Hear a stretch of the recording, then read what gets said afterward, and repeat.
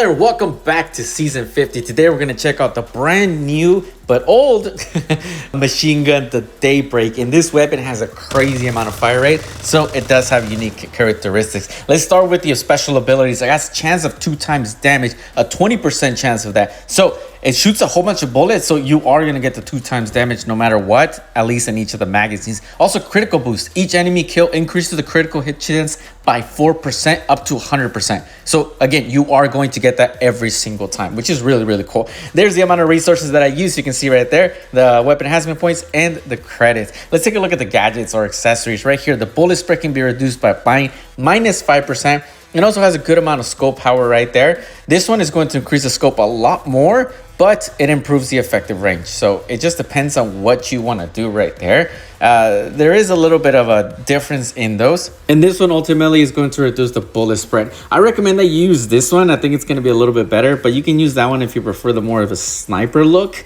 It's going to have a lot more bullet spread, but again, this one will be the better one because you can use it at a long distance and at a short distance. So that's going to be my personal opinion. When it comes to this side, this one's going to increase the effective range, so that's making it so much better in the long distance. This one reduces the bullet spread, and this one reduces the recoil. This weapon does have a lot of recoil, so keep that in mind what you want to do.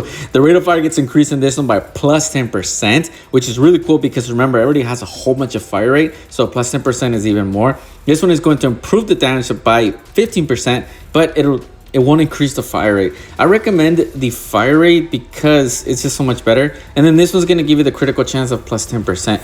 Don't get that one because you're going to get it anyways. Remember, it has a special ability. And then when it comes to this side, you can go with the magazine that's going to increase the reload speed or improve the ammo. You're going to want to have more ammo. This weapon is really slow for reloading anyways.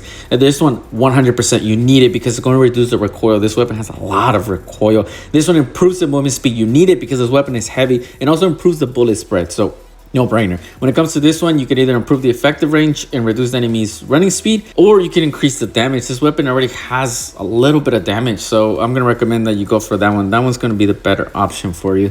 Now, this weapon is hard to use and is very, very heavy. You can see the stats on the right-hand side. It looks pretty good, but it's a heavy weapon. So I'm going to recommend it for anybody level 150 and below. And level 150, you're already pushing it.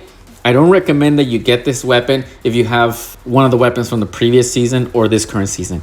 You're not going to hear me say that very often, but this weapon is it's really not that great in comparison to the other ones. I will say that. So I don't recommend that you get it unless you're level 150, then maybe it'll be helpful for you. Before you leave, make sure you subscribe, drop us a like, and hit the notification bell. We'll see you in the next one.